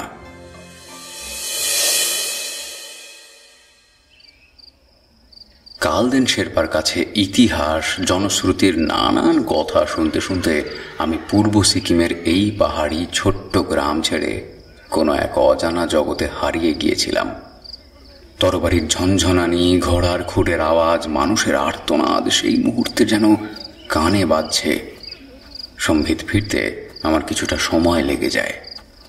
আমি বলি, শর্মাজি বলেছিলেন আপনি চেঙ্গিস খানকে নিয়ে এক ভয়াবহ ইতিহাসের সাক্ষী, সেই বিষয়ে কিছু বলুন। শুরুতেই মানুষটা খানিকটা নিমরাজি হলেও অবশেষে শুরু করেন সেই কাহিনী। সেদিনটা ছিল অন্ধকার কালা পক্ষ। জার্মানির এক দল এর সাথ মুর্শিদাবাদ পাহাড়ে গেছিলাম। পাহাড় থেকে নেমে সবে ঘরে পা রেখেছি। বউটা বলল, ভেড়া মোষেদের খাবারের মতো এত কটা ঘাস বাড়িতে শেষা নাই। বাধ্য হই একখানা সামরি গাইয়ের পিঠে কটা বস্তা নিয়ে বেরোয় পড়ি। জঙ্গল থেকে 2 বস্তা ঘাস বেঁধে তখন আর একটা বস্তা ভর্তি যাবো। হঠাৎ সামরি গাইটা ডাকে, আমি চকিত যাই। তারপর জঙ্গল সে ছুটে আসি, দেখি সামরিটাকে কারা যেন কুপাইছে। তখনও ছটফট করছে ওটা। পাহাড়ের উপর ঘোড়া ছুটি মা চলে যাইছে একদল লোক। আমি বিকাত না হয় মোর কেরামে বাগনু। কি সাংঘাতিক! ভয় আমার গায়ে কাঁটা দিয়ে আসে। এ বাবু, এখনো কালা পাক্ষে রাত এলি খুব ডর লাগে। স্বপ্না দেখি ঘোড়ার পিঠে করে একদল লোক মা পানামা ছুটি আসছে। ওরা একদিন ঠিক মারে চা। কালদিন শেরপার সাথে কথার মাঝে কখন যেন মেঘলা আকাশের বুকে অন্ধকার নামতে শুরু করেছে। ঝিরিঝিরি বৃষ্টি শুরু হয়েছে পড়ন্ত বিকেলে। নতুন এক আশঙ্কায় আমি এবার চঞ্চল হয়ে উঠেছি। সেই বিপজ্জনক পাথরের সিঁড়িগুলো পার হয়ে সবার আগে আমাকেই পৌঁছতে হবে মূল সড়কে। সেখান থেকে কয়েক কিলোমিটার দূরে এক বাড়িতে তন্ময় আমার হোমস্টের ব্যবস্থা করে দিয়েছে। এখন সবার আগে সেখানে পৌঁছে সারাদিনের ক্লান্তির পর একটু বিশ্রাম আমার খুব দরকার।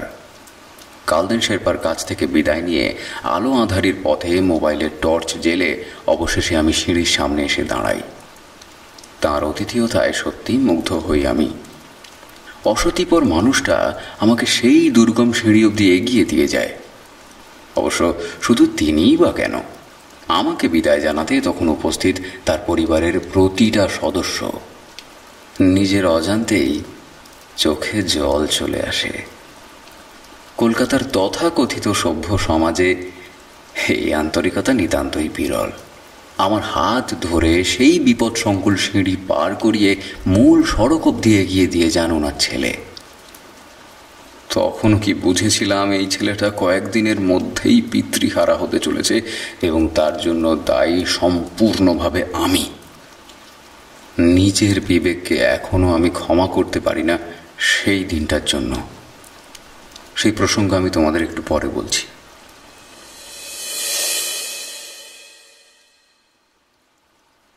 মূল সড়ক পথে যখন পৌঁছাই তখন সময় সন্ধ্যে 6টার কিছু বেশি হলেও শ্রাবণ সন্ধ্যায় অন্ধকার একটু তাড়াতাড়ি ঘনিয়ে এসেছে চারিদিকে।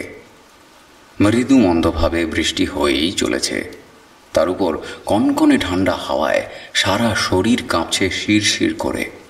গাড়ি চালকের মোবাইলে কয়েকবার ট্রাই করার পর আমার কলটা ধরে। তার খানিক পর সে এখানে এসে পৌঁছায়।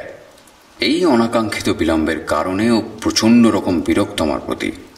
মুখে বিশেষ কিছু না বললেও হাবভাবে তা বুঝিয়ে দেয় ছেলেটা। মিনিট 15-এর মধ্যে আমি আমার গন্তব্যে পৌঁছে যাই। সেখানে তন্ময় আমার হোমস্টের ব্যবস্থা করে দিয়েছে। লা জাংলা হোমস্টে। পাহাড়ের কোলে, জায়গাটা নেহাত মন্দ নয়। বাংলো সাদৃশ্য বাড়ির সামনে খানিকটা ফাঁকা জায়গা। সেখানে ফুলের বাগান, দোলনা সবই আছে। গাড়ি চালককে বারবার এখানে থেকে যাওয়ার জন্য অনুরোধ করলেও সে রাজি হয় না। বাধ্য হয়েই তার প্রাপ্য মিটিয়ে দিয়ে আমি আমার লাগেজ নিয়ে সেখানে এসে উঠি। অবশ্য এখানে পৌঁছাবার পর একটা সারপ্রাইজ আমার জন্য অপেক্ষা করেছিল। আমার আসার পূর্বেই এই স্থানে পৌঁছে গেছে সৌম্য। কালদিন শেরপার সাক্ষাৎকার নিতে আসার সময় সৌম্যকে তন্ময় নাম্বার দিয়েছিলাম আমি। কাজেই 2-2 4 হতে সময় লাগেনি, সেটা বেশ বুঝতে পারছি। এই অচেনা পরিবেশে সৌম্যর মতো সহকর্মীকে পাশে পেয়ে নিজেকে সৌভাগ্যবান মনে হয় আমার। দুজনেই এবার খণ্ডব দহন সহযোগে মহারাম এর আরাধনায় ব্রতী হই নৈশভোজের আগে অবধি। সৌম্য গুগল ম্যাপ ঘেঁটে একটা মানচিত্র তৈরি করে রেখেছে, যেই পথে গেলে আমরা দ্রুত কাঞ্চনজঙ্ঘার পাদদেশে পৌঁছতে পারব। শখের পর্বতারোহী হলেও সৌম্যর এ বিষয়ে অভিজ্ঞতা যথেষ্টই। কালদিন শেরপার সাথে সাক্ষাৎকারের মধ্যেই আমি একবার কল করেছিলাম ওকে। চেঙ্গিজের তরবারির অতৃপ্ত অভিশাপের থেকে পৃথিবীকে রক্ষা করতে হলে আমাদের সবার আগে যেতে হবে সেই বৌদ্ধ সন্ন্যাসী জেন কাকোর কাছে, বলেছিলেন কালদিন শেরপা। কিন্তু আমরা কি পারবো সেই দুর্গম পথ অতিক্রম করে সেখানে পৌঁছতে? এসব নানান বিষয় নিয়ে চিন্তা করতে করতে অবশেষে নৈশভোজের পর ক্লান্ত শরীরটা এলিয়ে দিই বিছানায়। 22শে জুলাই ভোর 5টার কিছু পরে মোবাইলের অ্যালার্মের আওয়াজে ঘুম ভেঙে যায় আমাদের দুজনের। সকাল থেকেই আজ আবহাওয়া দুর্যোগপূর্ণ। ঝোড়ো হাওয়ার সাথে মুষলধারায় বৃষ্টি শুরু হয়েছে। হোমস্টের মালিক কাল আমাদের বারবার অনুরোধ করেছিল এরকম বিপজ্জনক পরিবেশে আমরা যেন রাথাংয়ের পথে না যাই। আমরা একরকম নাছোড়বান্দা দেখে সকালে আর তিনি কোনো অনুরোধ করেননি। এই মুহূর্তে আমাদের গন্তব্য উত্তর সিকিমের মাঙ্গন অবধি। আমাদের যাত্রাপথ খুব একটা দুর্গম না হলেও তারপর অত্যন্ত বিপদসংকুল রাস্তা আমাদের জন্য অপেক্ষা করে আছে।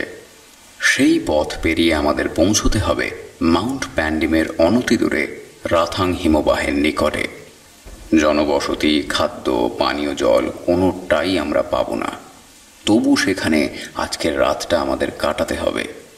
পরদিন সেই স্থান থেকে পদব্রজে যেতে হবে আরও দুর্গম থেকে দুর্গমতর কাঞ্চনজঙ্ঘার পাদদেশে। একবার ভাব, চেঙ্গিস খানের কথাটা মাত্র 10 বছর বয়সে একটা চমড়ি গাই সাথে নিয়ে ওরকম একটা জায়গায় চলে গেছে, আর সেখানে আমরা। যাই বলিস বস, ভদ্রলোকের ক্যালি ছিল, আর সেটা কোনো মতেই অস্বীকার করা যায় না। কাল রাতে নেশা ভালো করে কাটেনি সৌমর। গাড়িতে উঠেই ও ভুলভাল বকা শুরু করে। যাত্রাপথের উচ্চতা যত বাড়ছে আবহাওয়া ততই যেন প্রতিকূল হয়ে ওঠে। মাঙ্গন পৌঁছাবার এখান থেকে 3টে রাস্তা। আমাদের চালক গ্যাংটকের পথে না ঢুকে ডিকচু রোড দিয়ে সিংতাম হয়ে এগিয়ে চলে। তুমুল বর্ষণে দৃশ্যমানতা একদম তলানিতে গিয়ে ঠেকেছে। গাড়ির উইপার চলছে জোর কদমে, তবু বাইরেটা বারবার ঝাপসা হয়ে আসছে। বাধ্য হয়ে হেডলাইট জ্বালিয়ে ধীর গতিতে গাড়ি এগিয়ে নিয়ে চলে আমাদের চালক।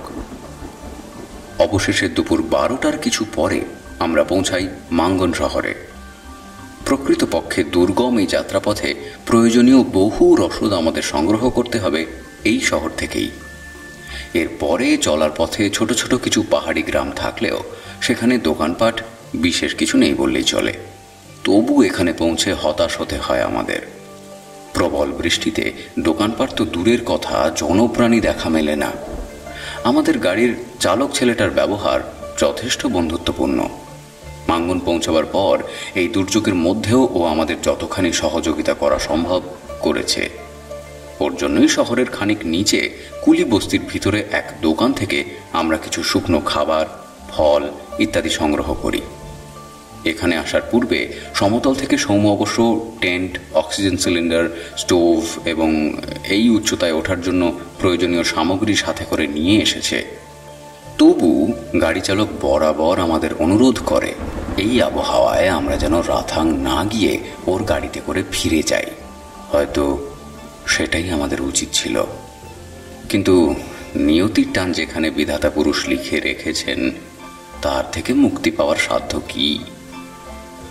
গাড়ির চালককে বিদায় জানিয়ে অবশেষে আমরা 2টো রাকস্যাকে পৃথকভাবে প্রয়োজনীয় সামগ্রী ভরে নিয়ে গন্তব্যের দিকে এগিয়ে চলি।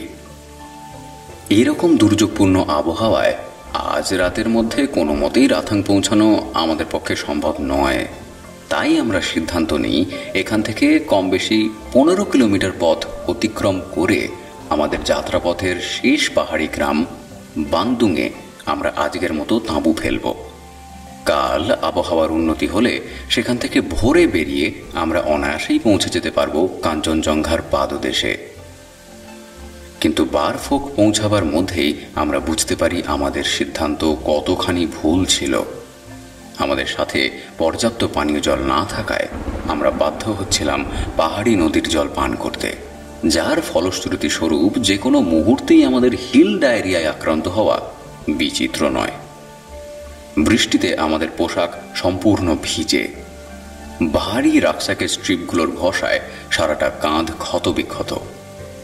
আর ঠিক তখনই এই যে মেঘ না চাইতেই বৃষ্টি। ইয়ো রামরো উনেসা। স্থানীয় ভাষায় একজন মানুষ এসে জানতে চায় যাত্রাপথে আমাদের চমড়ি গাই লাগবে কিনা। ধবধবে সাদা এক চমড়ি গাই নিয়ে মানুষটা যেন অপেক্ষা করেছিল আমাদের জন্যই। এই পথে পর্বত আরোহণে আসা অভিযাত্রীদের মালপত্র বহনে এই প্রাণীটি ভীষণভাবে কার্যকর তা বলাই বাহুল্য। মানুষটা আমাদের সবটুকু মালপত্র প্রাণীটার পিঠে বেঁধে দেওয়ার পর আমাদেরও অনুরোধ করে ওটার পিঠে উঠে পড়তে। এই প্রতিকূল পরিবেশে সেই মুহূর্তে আমাদের শারীরিক ক্ষমতাও নিঃশেষিত প্রায়। সৌম্যর পায়ে খানিক আগে পাহাড়ি চোখ ধরেছে, ছুরি দিয়ে সেটাকে ছাড়িয়ে ফেললেও এখনো রক্ত বয়েই চলেছে সেই ক্ষত থেকে। এর খানিক পরে ঘন জঙ্গলের মধ্যে দিয়ে আমাদের বেশ কয়েক কিলোমিটার পথ অতিক্রম করতে হবে, যেই রাস্তা প্রকৃতপক্ষে বিষাক্ত সাপের লীলাক্ষেত্র। মানুষটাকে কৃতজ্ঞতা জানিয়ে আমরা উঠে পড়ি চমড়িগাইয়ের পিঠে। একটা সাদা কাপড়ে ঈষৎ মুখ ঢাকা মানুষটাকে বড় চেনা চেনা লাগে আমার, কিন্তু এই অজানা পাহাড়ি গ্রামের একজন মানুষ কিভাবে আমার পরিচিত হতে পারে? ধীরে ধীরে চলার গতি বাড়ায় সেই চমড়িগাই, ঠিক তার পেছনে ছুটে আসছে মানুষটা। এই পাহাড়ি পথে এত দ্রুত গতিতে কোনো প্রাণী চলতে পারে নাকি? আচ্ছা, এই মানুষটাকেই কি আমি দেখেছিলাম সেবার এসপ্ল্যানেডে যাওয়ার সময় ট্যাক্সি ড্রাইভারের বেশে? জলপাইগুড়ি স্টেশনে সেই কুলির সাথেও মানুষটার বড় মিল পাই আমি। আমার মনে পড়ে যায় আমাদের মিডিয়ার চিফ এডিটর আমাকে বলেছিল পাহাড়ি পথে কোনো সাদা চমড়ি গাইয়ের সওয়ারি না হতে। সবটাই কি কাকতালীয়, নাকি এক অমোঘ নিয়তি এই মুহূর্তে আমাদের তাড়া করে বেড়াচ্ছে? তীব্র গতিতে প্রাণীটা ছুটে চলেছে আমাদের নিয়ে। সেই মুহূর্তে আমাদের শির দ্বারা বেয়ে ভয়ের এক স্রোত বয়ে চলেছে। তবে কি চেঙ্গিস খান আমাদের টেনে নিয়ে চলেছে বদ্ধভূমিতে? তার নিষ্ঠুর তরবারির পরবর্তী শিকার কি আমরা দুজন? আরো কিছুক্ষণ, তারপর সেই চমড়িগাই পাহাড়ের কোলে সুগভীর জঙ্গলের কিনারায় খানিকটা সমতল জায়গায় এসে দাঁড়িয়ে যায়। একদল অশ্বারোহীর মশালের আলোয় এই স্থানটা আলোকিত। এবার নিষ্ঠুরভাবে আমাদের দুজনের হাত ধরে চমড়িগাইয়ের পিঠ থেকে নামায় সেই রহস্যময় মানুষটা। মশালের মৃদু আলোতে আমরা দেখতে পাই তার দু চোখ জুড়ে প্রতিহিংসার আগুন দাউ দাউ করে জ্বলছে। কিন্তু কেন? কি অপরাধ করেছি আমরা? পাহাড়ের মাঝে এক পরিত্যক্ত প্রস্তর নির্মিত কক্ষের ভিতরে সে টেনে হিঁচড়ে আমাদের নিয়ে আসে। তারপর বিশাল এক প্রস্তরখণ্ড দিয়ে কক্ষের বাহির পথ অবরুদ্ধ করে দিয়ে তারা চলে গেল। এটাই কি তাহলে সেই অভিশপ্ত নিমাচিন মনেস্টারি? সেই মুহূর্তে আমরা গিনিপিগের মতো মৃত্যুকে বরণ করার জন্য অপেক্ষমান। কক্ষের ভেতরে নিকষ কালো অন্ধকার। সৌম্য ওর পকেট থেকে লাইটার বের করে একটা মোমবাতি জ্বালায়। সেই মৃদু আলোতে চমকে উঠি আমরা। কক্ষের এক পাশের দেওয়ালে ঝোলানো এক বিশাল তরবারি, তার থেকে ফোঁটা ফোঁটা রক্ত ভেসে যাচ্ছে কক্ষের মাঝে। তবে কি এই তরবারির পরবর্তী শিকার হতে চলেছি আমরা? হে ঈশ্বর, তুমি আমাদের রক্ষা করো, আমাদের রক্ষা করো। হঠাৎ একটা শব্দ। কক্ষের প্রবেশ পথের প্রস্তরখণ্ডটা হঠাৎ যেন নড়ে ওঠে। সেখানে সেই প্রবেশ পথের অন্ধকারটা যেন একটু ফিকে হয়। এবার মনে হয় ওরা আমাদের শেষ করে ফেলবে, কাঁদো কাঁদো গলায় বলে সৌম্য। আমারও তাই মনে হয় রে। আমি দীর্ঘশ্বাস ফেলে বলি, আমাদের অবস্থা সেই মুহূর্তে নিষ্ঠুর কসাইয়ের আস্তানায় আটক পশুদের মতোই। অবশেষে এক ছায়ামূর্তি প্রবেশ করে কক্ষের অভ্যন্তরে। চমকে উঠি আমরা। এ তো সেই নিষ্ঠুর মানুষটা নয়। তবে কে সে? মোমবাতির মৃদু আলোতে সেই ছায়ামূর্তিটা এগিয়ে আসছে আমাদের দিকে। আমাদের মধ্যের ব্যবধান বড়জোর 2 ফুট। বাঁচতে গেলে এই মুহূর্তে এখান থেকে পালাও, তা না হলে আর কিছুক্ষণের মধ্যেই অমাবস্যা পড়লে চেঙ্গিস খান তোমাদের হত্যা করবে। কি আশ্চর্য! মানুষটার কণ্ঠস্বর যে আমাদের বড় চেনা। শর্মাজি ছায়ামূর্তি হয়ে এসেছেন আমাদের রক্ষা করতে। এবার আমরা দুজন একসাথে দিকবিদিক জ্ঞান শূন্য হয়ে অন্ধকারের মধ্যে ছুটতে থাকি। পাহাড়ি বৃক্ষের স্পর্শে ছিন্ন ভিন্ন আমাদের পোশাক। পাথরের ধাক্কায় রক্ত ঝরছে সারা শরীরে, তবু ছোটার বিরাম নেই আমাদের। পাহাড়ি পথের চড়াই উতরাই নেমে ভাঙতে গিয়ে বহুবার ভাগ্য জোর রক্ষা পেয়ে গেছি গভীর খাদের অতলে তলিয়ে যাওয়ার থেকে। কোথা থেকে কোথায় যাচ্ছি জানি না, গন্তব্য অনিশ্চিত আমাদের কাছে, যেন অন্তরিক্ষ থেকে কেউ আমাদের পথ দেখিয়ে নিয়ে চলেছে। এ এক মরণপণ আত্মরক্ষার মরিয়া প্রয়াস। রাতের অন্ধকার কেটে আকাশ ফিকে হতে শুরু করেছে, তবু বিরাম নেই আমাদের পথ চলার। তারপর এক সময় আমাদের আর কোনো কিছুই মনে নেই।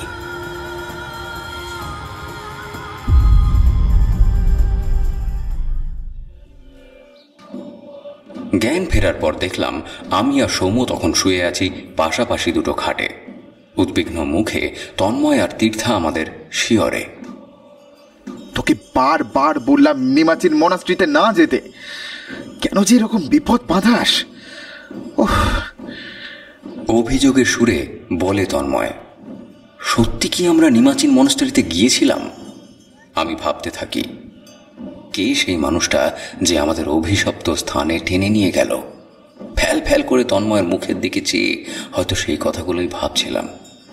অবশেষে আরও কয়েকদিন লেগে যায় আমাদের সম্পূর্ণ সুস্থ হয়ে উঠতে। এই কটা দিন ওদের সেবা শুশ্রূষা নিয়ে কৃতজ্ঞতা জানাবার ভাষা আমাদের জানা নেই। জুলাই মাসের 25 তারিখ নিউ জলপাইগুড়ি থেকে দার্জিলিং মেলে ফেরার টিকিট আমাদের। দুপুরে আমরা বেরোবার জন্য প্রস্তুত হচ্ছি, তন্ময় আমাদের রুমে এসে ঢোকে। একটা খারাপ খবর আছে রে সুদীপ্ত। মানে? তুই যে কালদেন শেরপার সাথে মিট করতে এসেছিলি, উনি কাল পাহাড় থেকে ঝাঁপ দিয়ে আত্মহত্যা করেছেন। এই দেখ, খবরের কাগজে ডিটেলস নিউজটা বেরিয়েছে। ফেরার সময় গাড়িতে ওঠার মুখে শিলিগুড়ি থেকে প্রকাশিত একটা বাংলা সংবাদপত্র আমাদের দিকে এগিয়ে দেয় তন্ময়। ওই মানুষটার এরকম অস্বাভাবিক মৃত্যু আমি কি করে মেনে নিতে পারি? বহুদিন পর সংবাদপত্র হাতে পেয়ে আমি চর্বিত চর্বণ করতে থাকি। নানান খবরের মধ্যে আরেকটা জায়গায়ও আমার নজর আটকে যায়। ভারত বিখ্যাত ঐতিহাসিক শক্তিপ্রসাদ শর্মার ক্ষত বিক্ষত মৃতদেহ উদ্ধার করেছে পুলিশ। সিকিম পুলিশ মনে করছে অন্তত 10 দিন পূর্বে তার মৃত্যু ঘটেছে। তার মৃতদেহ ময়না তদন্তে পাঠানো হয়েছে। আমি নিজের অজান্তেই চমকে উঠি খবরটা পড়ে। তাহলে সেই অভিশপ্ত নিমাচিন মনস্টারি থেকে কে আমাদের উদ্ধার করলো? কার কাছে বা আমরা আজ সেই প্রশ্নের উত্তর পাবো? আর সেই প্রশ্নের জবাব খোঁজার সময়ই বা আমাদের হাতে কোথায়? ততক্ষণে আমাদের গাড়ি পাহাড়ি পথে এগিয়ে চলেছে গন্তব্যের উদ্দেশ্যে। দার্জিলিং মেল যে রাত 8টায় ছাড়বে নিউ জলপাইগুড়ি থেকে।